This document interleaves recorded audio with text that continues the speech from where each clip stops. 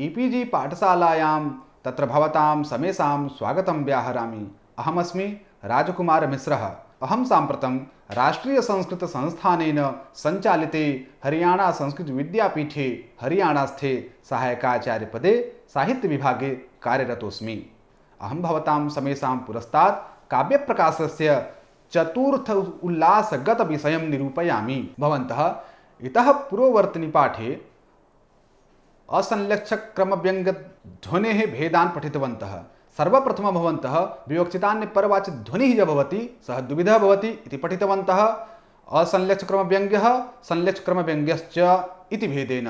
तत्र असंलक्ष्यक्रमव्यङ्ग्यध्वनिः रसादिरूपः वर्तते। अत्र रसादिरूपः इत्यत्र आदिपदं यद् वर्तते तेन तदाभासादीनामपि ग्रहणं जायते। एतेषां रसाभास भावाभासादीनाम् अध्ययनं भवन्तः विगते पाठे कृतवन्तः। तदनन्तरं विवक्षितान्यपरवाच्यध्वनेः यः द्वितीयः भेदः वर्तते संलक्ष्यक्रमव्यङ्ग्यध्वनिः, तस्य अध्ययनं भवन्तः विगते पाठे कृतवन्तः।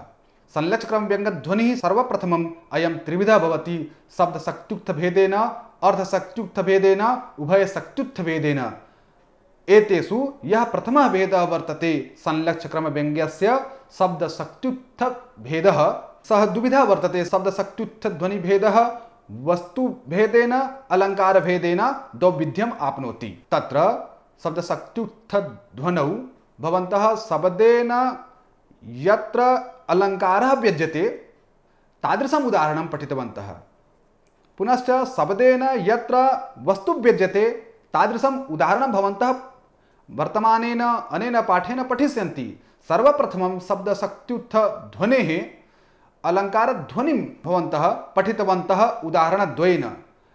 अस्यैव शब्दशक्त्युक्तध्वनेः अलङ्काराख्यः यः भेदः वर्तते तस्य अपरमपि एकम् उदाहरणम् उपस्थापयितुम् अवशिष्टं वर्तते। अतः प्रस्तूयमानेन अनेन पाठेन तस्य उपस्थापनं भविष्यति। तदनन्तरं शब्दशक्त्युक्तध्वनिः यः वस्तुध्वनि नामकः भेदः वर्तते, अर्थात् यत्र शब्देन वस्तु व्यज्यते। पूर्वम् आसीत् यत्र शब्देन अलङ्कारः व्यज्यते। अयम् अलङ्कारः कथं व्यज्यते इत्यस्य भेदस्य उदाहरणद्वयं भवन्तः पठितवन्तः। एकम् उदाहरणं भवन्तः इतोपि पठिष्यन्ति। तदनन्तरं शब्देन यत्र वस्तु व्यज्यते तस्यापि उदाहरणं भवन्तः अनेन प्रवर्तमानेन पाठेन पठिष्यन्ति। शब्दशक्त्युक्ते व्यतिरेकालङ्कारध्वनेः उदाहरणं निरुपादानसंभारम् अभितावेव तन्वते जगच्चित्रं नमस्तस्मै कलाश्लाघाय शूलिने। शूलिने महादेवाय नमः। कीदृशाय निर्गतः रहितः उपादानस्य उपकरणस्य तूलकादेः संभारः संपत्तिः समूहो वा यत्र तद् यथा स्यात् तथा अभित्तौ एव शून्ये एव चित्रं नाराकारं जगत् तन्वते विस्तारयते कुर्वते वा तस्मै अनिर्वचनीय रूपाय चन्द्रस्य षोडशो भागः तया श्लाघाय इत्यर्थः। अत्र प्रस्तुते पद्ये शिवः उपमेयः यो हि निरुपादानसंभारमेव अभित्तौ एव जगच्चित्रं तनोति रचयति वा। किन्तु व्यञ्जनया लौकिकस्य चित्रकारस्य योऽर्थः उपस्थितो भवति तदपेक्षया शिवस्योत्कर्षः। इत्थं व्यतिरेकालङ्कारो व्यज्यतेऽत्र यत्र उपमानात् उपमेयस्य उत्कर्षः गुणाधिक्यकथनं तत्र व्यतिरेकालङ्कारः। मम्मटाचार्यः व्यतिरेकम् इत्थं लक्षयति उपमानात् यदन्यस्य व्यतिरेकः स एव सः। इत्थं भवन्तः चत्वारि उदाहरणानि अलङ्कारध्वनेः पठितवन्तः। अत्र अलङ्कारध्वनिविषये एका शङ्का जायते यत् काव्ये यस्य प्रधानता भवति सः अलङ्कार्यः भवति इति नियमात् येषु उदाहरणेषु अलङ्कारो व्यङ्ग्यतया प्रतीयते तत्र स्वप्रधानता कारणात् न अलङ्काराः प्रत्युत अलङ्कार्याः एव। एवं सत्यपि कथं तावदत्र अलङ्कारपदव्यवहारः। ध्वनिः अलङ्कारः न अपितु अलङ्कार्यो भवति इति शङ्कां मनसि उद्भाव्य मम्मटाचार्यः समादधाति। अलङ्कार्यस्यापि ब्राह्मणश्रमणन्यायेन अलङ्कारता ममटो ब्रूते यत् इदं सत्यं यत् व्यङ्गभूतोऽलङ्कारः न अलङ्कार व्यपदेश भाक् प्रत्युत स अलङ्कार्य एव तथापि ब्राह्मण श्रमणन्यायेन स अलङ्कार व्यपदेश भाक् भवितुम् अर्हत्येव। लोके यथा कोऽपि ब्राह्मणः बौद्ध संप्रदाये दीक्षां गृहीत्वा श्रमणः किं वा बौद्ध भिक्षुर्जायते एवं च सति तस्य ब्राह्मणत्वं नश्यति। तथापि पुरा सः ब्राह्मणः आसीत् इति धिया परिवर्तितेऽपि रूपे तस्मिन् ब्राह्मण भिक्षु इति रूपेण व्यवहारः प्रवर्तते। तद्वत् अत्रापि अलङ्कारस्य व्यङ्गता दशायामपि किं वा अलङ्कार्यता दशायामपि अलङ्कारपदेन व्यपदेशः न्याय्यः। वस्तुध्वनिः। इदानीं मम्मटाचार्यः शब्दशक्त्युक्तध्वनेः द्वितीयं भेदं वस्तुध्वनिनामकं दर्शयति। पथिकनात्र संस्रणमस्ति मनाक् प्रस्थरस्थले ग्रामे उन्नतपयोधरं प्रेक्ष्य यदि वससि तद्वस। अत्र काचिद् वधूः पथिकसमक्षं द्व्यर्थकैः पदैः स्वकामभावसन्तप्तत्वात् कामभावं वा प्रकाशयति। हे पथिक, प्रस्तराणां पाषाणानां स्थले तन्मये अत्रास्मिन् ग्रामे न तु नगरे मनाग् अल्पमपि स्रस्तरं कटाद्यास्तरणं नास्ति। पाषाणबाहुल्येन तृणदुर्लभता सूचनं जायते। तस्मात् शयनसामग्री अभावेपि उन्नतपयोधरं वार्षुकं मेघं प्रेक्ष्य दृष्ट्वा यदि तत्प्रतिबन्धात् वससि निवासं कर्तुकामोऽसि तदा वस, न तु विश्रामार्होऽयं ग्रामः। अत्र व्यङ्ग्यार्थोऽयं यत् पाषाणानां तत्त्वेन अध्यवसितानां मूर्खाणां स्थले तन्मये ग्रामे अन्यस्त्रीतसंभोगनिषेधपरं शास्त्रं न किमप्यस्ति। अतो यदि त्वं मे यौवनेन नवेन उन्नतस्तनं प्रेक्ष्य वससि तद्वस्, न कापि आपत्तिः।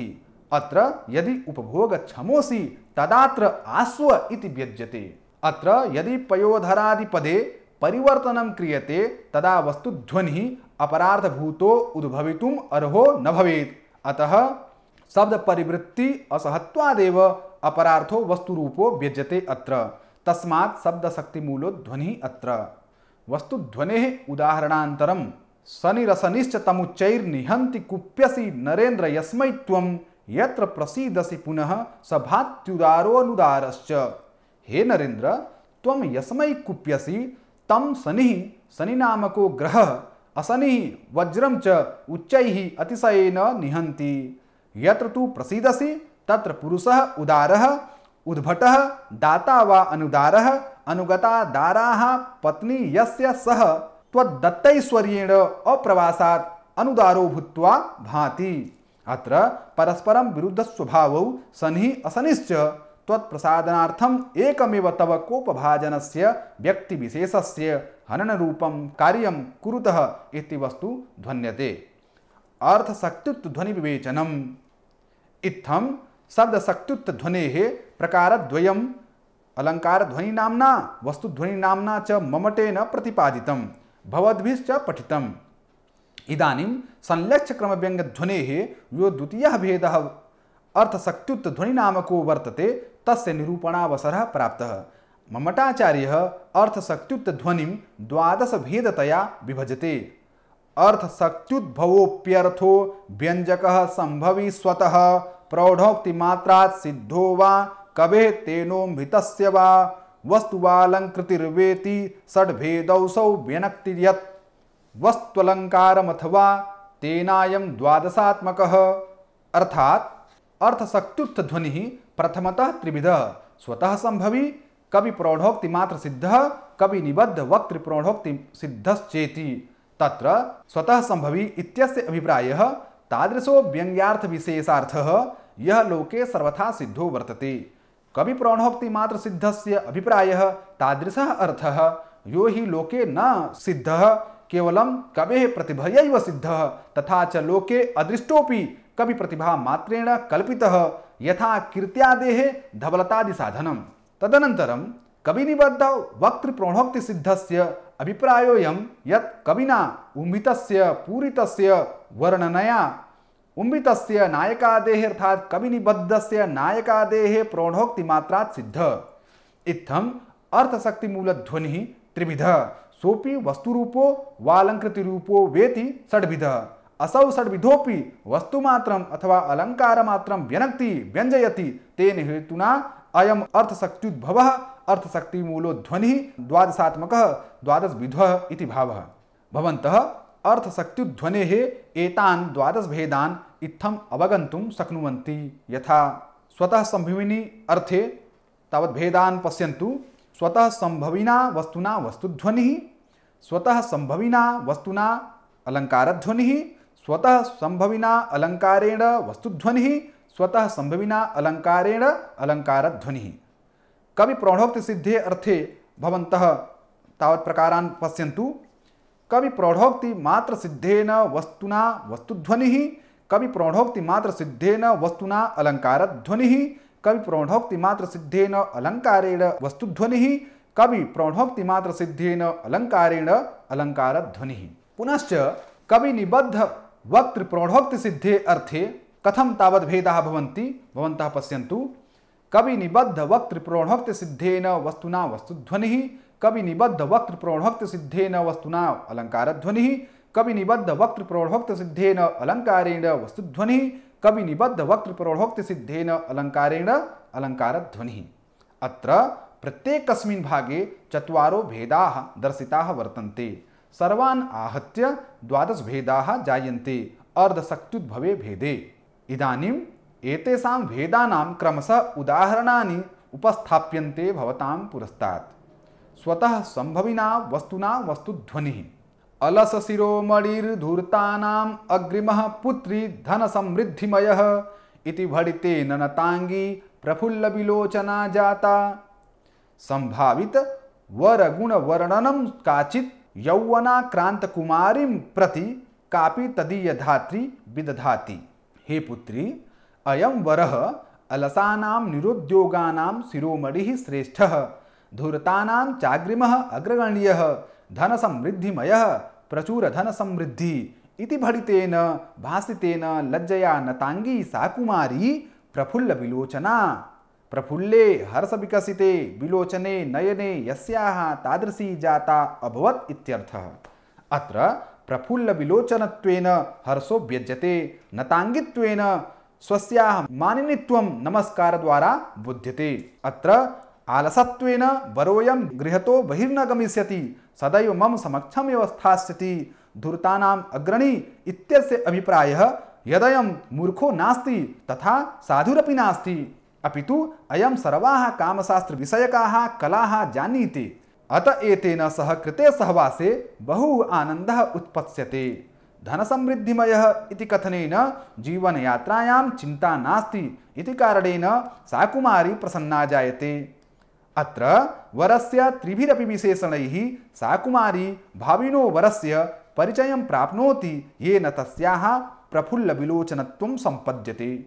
अत्र नायकस्य विशेषणश्रवणात् जनित प्रफुल्लविलोचनरूपात् वस्तुनः अयं सर्वथा मदुपभोगक्षमः इति वस्तु व्यज्यते। स्वतः संभविना वस्तुना अलङ्कारध्वनिः। धन्यासि या कथयसि प्रियसङ्गमेऽपि विश्रब्धचाटुकसता निरतान्तरेषु नीविं प्रति प्रणिहिते तु करे प्रियेण सख्यः शपामि यदि किञ्चिदपि स्मरामि।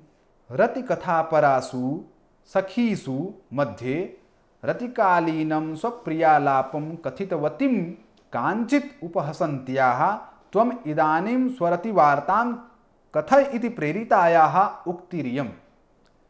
हे सखी, या त्वं प्रियसङ्गमेऽपि रतान्तरेष्वपि विश्रब्धानां विश्वासयुक्तानां चाटुकानां प्रियवाक्यानां सतानि कथयसि, अतएव त्वं धन्यासि। प्रथमतः प्रियसङ्गमे एव विलक्षणानन्दमन्थरतया तत्कथनम् अशक्यं, तथापि रते तत्रापि नादौ नान्ते किन्तु मध्ये तस्य च पुनः इदानीं स्मरणम् इत्याश्चर्यभूतं तव सावधानत्वम् इति भावः। भो सख्यः, प्रियेण नीविं नाभितलवसनग्रन्थिं प्रति करे प्रणहिते प्रणिधानविषयीकृते निव्याम करः अर्पितव्यः इति संकल्प विषयी कृते सति न तु अर्पिते इत्यर्थ। यदि किंचिदपि स्मरामि तदा सपामि शपथं करोमि अर्थात भवतीनां शपथः अहं किंचिदपि न स्मरामि। अत्र वाच्येन सखीं प्रति धन्योक्तिरूपेण वस्तुना स्वस्य महानन्दाप्ति सूचन द्वारा त्वम् अधन्या अहं तु धन्या इति व्यतिरेकालंकारो व्यज्यते। व्यतिरेकालंकार लक्षणं यथा उपमानात् यदन्यस्य व्यतिरेक स एव सः इति धिया यत्र उपमानतः उपमेयस्य गुणाधिक्य कथनं जायते तत्र व्यतिरेकः।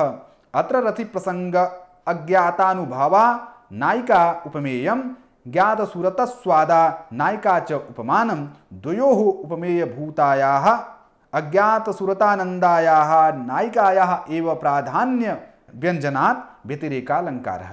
स्वतः संभविना अलंकारेण वस्तुध्वनिः दर्पान्ध गंध गजकुंभ कपाटकूट संक्रांति निघ्न घन शोणित शोणशोचिः वीरैर्व्यलोकि युधि कोपकसाय कान्तिः काली कटाक्ष इव यस्य करे कृपाणः। यस्य राज्ञः करे स्थितः कृपाणः खड्गः युधि युद्धे वीरैः कोपेन कसायाः अतिशय रक्ता कान्तिर्यस्य तादृशः काली दुर्गा तस्याः कटाक्ष इव साधारण भटानां भयप्रदत्वात् अत्यंत सूरैरेव व्यलोकी विशेषेण दृष्टः। रक्तत्व संपादनाय कृपाणं विशिनष्टि दर्पेण मदनेन अंधो यो गंधगजः यस्य गंधं समाग्राय पलायन्ते परे गजाः तं गंधहस्तिनं विद्यान् नृपतेर्विजयावहम् इत्युक्त लक्षणो वा तस्य कुंभयोः गंडस्थलयोः कपाटं विशालतया दुर्विद्यत्वात् कपाटम् इव मध्यभागः तस्य कूटम् अग्रभागः तदेव कठिनत्वात् कूटं लौहमुद्गर इव तत्र संक्रान्त्याः संबंधेन पतनेन वा सम्यक् प्रवेशेन वा निघनं दृढसंबद्धं घननिबिडं यत्सोडितं रुधिरं तेन सोळं रक्तं शोची कान्तिर्यस्य तत्र वा तादृशः इत्यर्थः। अत्र काली कटाक्ष इव कृपाणो व्यलोकी इति उपमा। शोणशोचिः कसाय कान्त्योर्बिम्ब प्रतिबिम्ब भावेन समानधर्मात् इयं चोपमा स्वतः संभविनी सादृश्यस्य बहिरपि लोकेऽपि सत्वात् तया चोपमया सकल रिपुक्षयः क्षणात् करिष्यते इति वस्तु व्यज्यते। स्वतः संभविना अलंकारेण अलंकारध्वनिः गाढ़ कांत दशनक्षत व्यथा संकटा दरिबधुजनस्य यः औष्ठ विद्रूम दलान्यमोचयन् निर्दशन युधिरुषा निजाधरम्। यो राजा युधि युद्धे रुषा क्रोधेन निजाधरं स्वाधरोष्ठं निर्दशन दन्तैः खण्डयन् सन अरीणां शत्रूणां वधूजनस्य स्त्रीसमूहस्य ओष्ठरूपाणि विद्रुमस्य प्रवालस्य दलानि पत्राणि गाढस्य अतिशय दुःखस्य कान्तदशनक्षतस्य भर्तृदन्तव्रणस्य व्यथा पीडा तद्रूपात् संकटात् यद्वा गाढ़ा तीव्रा या कान्तदशनक्षत व्यथा प्रिय दन्तव्रणार्तिः सैव संकटः असह्योपद्रवः तस्मात् अमोचयत् मोचितवान्। क्रोधात् वैरिवधे तद्वधूनां रति क्रीडा विरहात् दन्तक्षदाभावः इत्यर्थः। अत्र स्वतः संभविना अलंकारेण अलंकारध्वनिं साधयामः।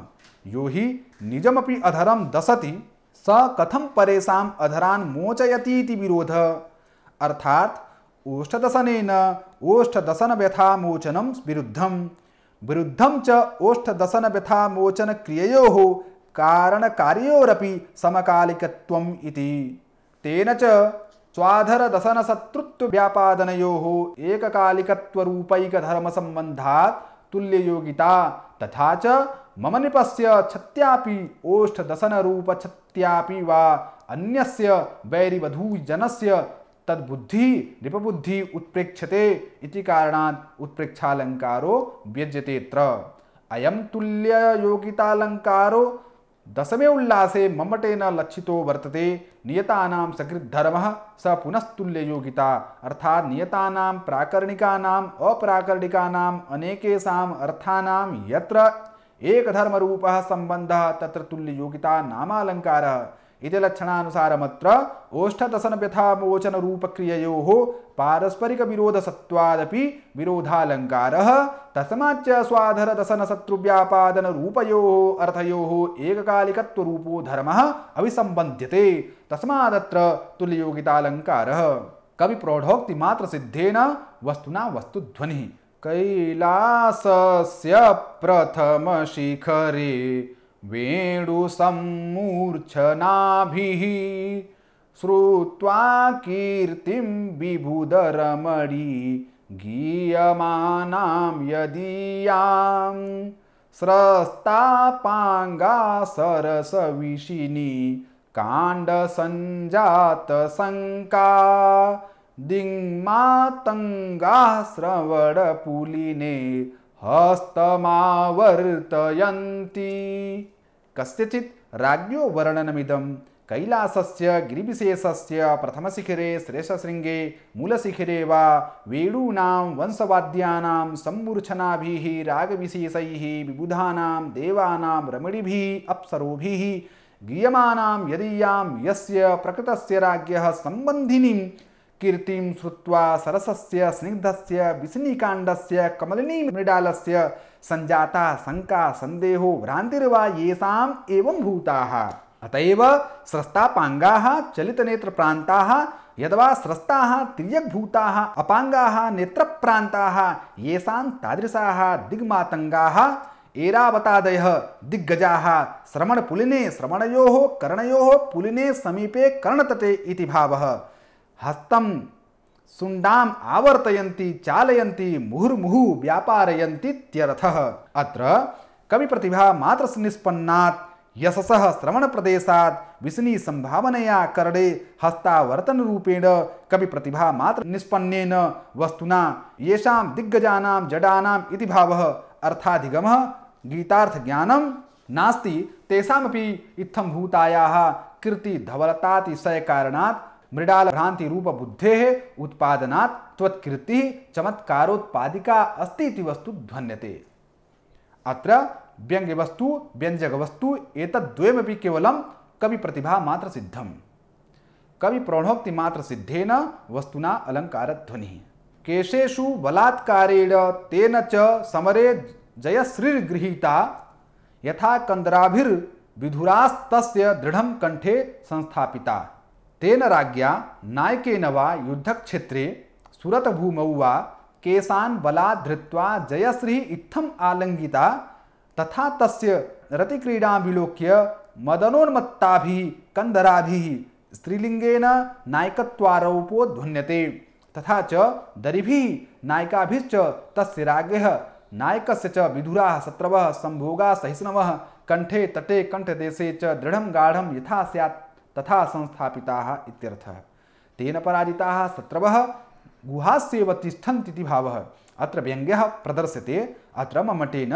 त्रयोऽलङ्काराः व्यङ्ग्यरूपेण निर्गताः दर्शिताः सर्वप्रथममत्र उत्प्रेक्षालङ्कारः मम्मटः उत्प्रेक्षाम् इत्थं दर्शयति संभावनमथोत्प्रेक्षा प्रकृतस्य समेन यत् प्रकृते उपमेये समेन उपमानेन संभावना उत्कटैककोटिक संशयो नाम उत्प्रेक्षा अत्र नृपद्वारा विजयश्रियः केशग्रहणस्य अवलोकनेन इति रूपवस्तुना मदनोद्दीपितमानसाः इव कन्दराः तद्वैरिणः कंठे गृह्णन्ति अतोऽत्र उत्प्रेक्षालङ्कारः व्यङ्ग्यः पुनश्चात्र काव्यलिङ्गनामालङ्कारोऽपि विद्यते सर्वप्रथमं भवन्तः काव्यलिङ्गस्वरूपं जानन्तु काव्यलिङ्गं हेतुर्वाक्यपदार्थता यत्र वाक्यार्थः पदार्थो वा अन्यस्य हेतुरूपेण वर्णितः स्यात् तत्र काव्यलिङ्गालङ्कारः अत्र तेन राज्ञा विजयश्रीः स्ववशम् आनीता इति कारणेन शत्रवः पलाय्य कन्दरासु प्रविष्टाः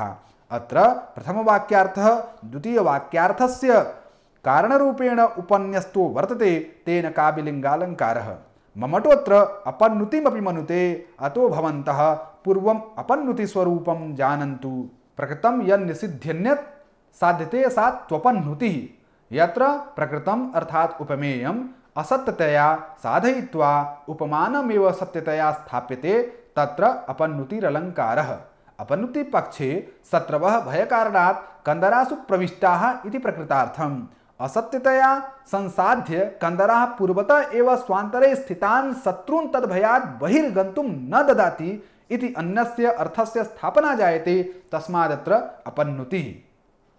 कवि प्रौढोक्ति मात्र सिद्धेन अलंकारेण वस्तुध्वनिः गाढ़ालिंगन रभसोद्यते दैते लघु समपसरति मानिन्याः मानः पीडन भीत इव हृदयात्। मानवतीं प्रति मानभंगाय अपर मानवती वृत्तान्तं बोधयन्त्याः कस्याचित् उक्तिरियं।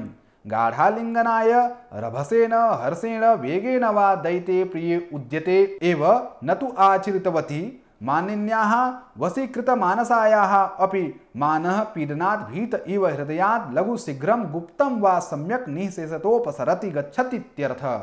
एवं च तादृश्याः स्वाधीनचित्तायाः अपि मानो यदि तावन्मात्रेणैव गतस्तर्हि अतादृश्यास्तव गमिष्यतीति किं वक्तव्यम् इति अवश्यं भाविनि मानभंगे किमिति आत्मानं वञ्चयसीति भावः। अत्र पीडनभीत इव इत्यनेन भयोत्प्रेक्षण रूपेण उत्प्रेक्षा तया च प्रत्यालिंगनादि रूपं वस्तु व्यज्यते।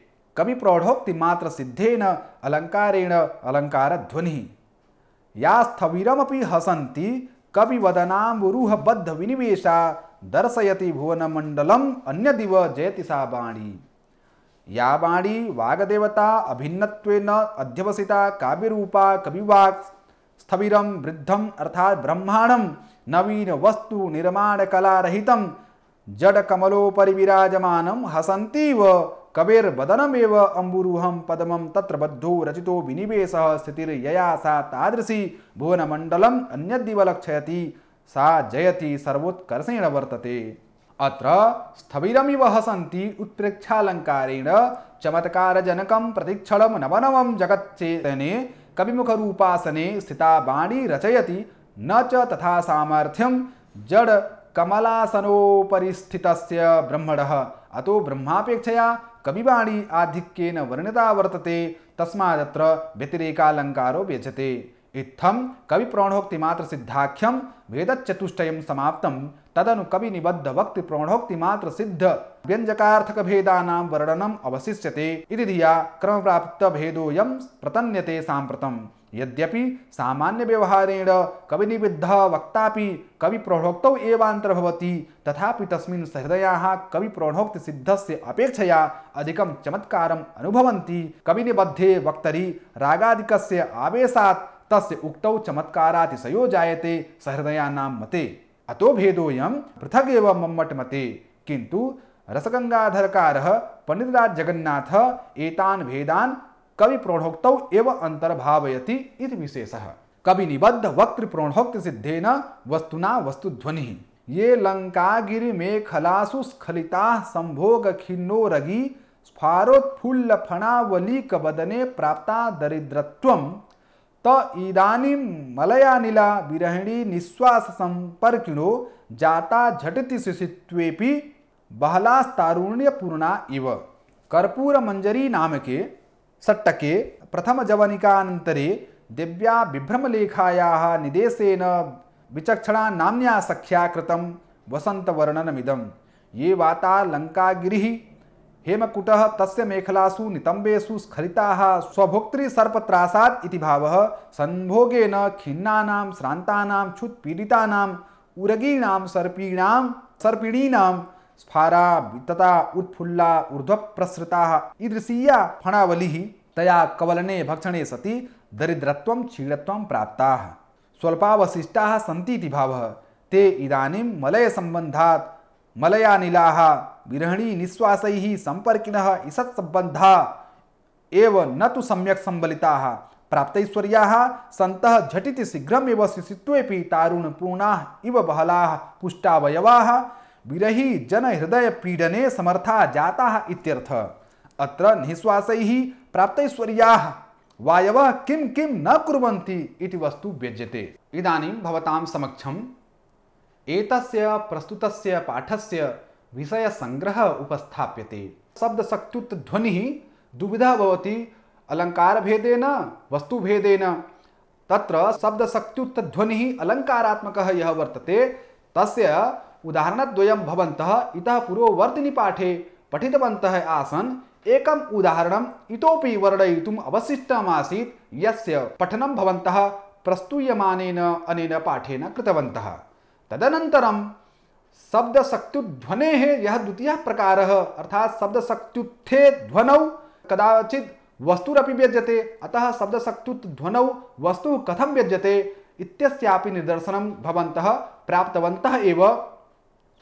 तत्र एकं प्रथमं यत् उदाहरणं वर्तते तत् पथिकनात्र संस्कृतमस्ति मनाक् प्रस्थरस्थले ग्रामे उन्नतपयोधरं प्रेक्ष्य यदि वससि तद्वस् इत्यादिकम् उदाहरणं पठितवन्तः।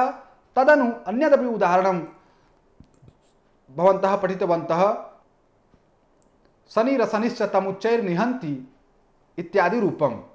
तदनन्तरं संलक्ष्यक्रमव्यङ्ग्यस्य यः प्रथमः भेदः शब्दशक्त्युत्ध्वनिः वर्तते तस्य शब्दशक्त्युत्ध्वनेः यौ द्वौ भेदौ वर्तेते तयोः भेदयोः अध्ययनं भवन्तः कृतवन्तः एतावता। तदनन्तरं संलक्ष्यक्रमव्यङ्ग्यस्य यः द्वितीयः भेदः वर्तते अर्धशक्त्युत्ध्वनिः तस्य 12 भेदाः जायन्ते इति मम्मटः निरूपयति। इमे 12 भेदाः के सन्ति, एतेषां 12 भेदानां किं किं नाम वर्तते इति भवन्तः तावत् अस्मिन् पाठे पठितवन्तः एव। मम्मटः तदनन्तरम् एतान् भेदान् उल्लिख्य अग्रे तेषां भेदानां क्रमशः उदाहरणानि प्रस्तौति। भवन्तः तानि उदाहरणान्यपि क्रमशः पठितवन्तः। धन्यवादः।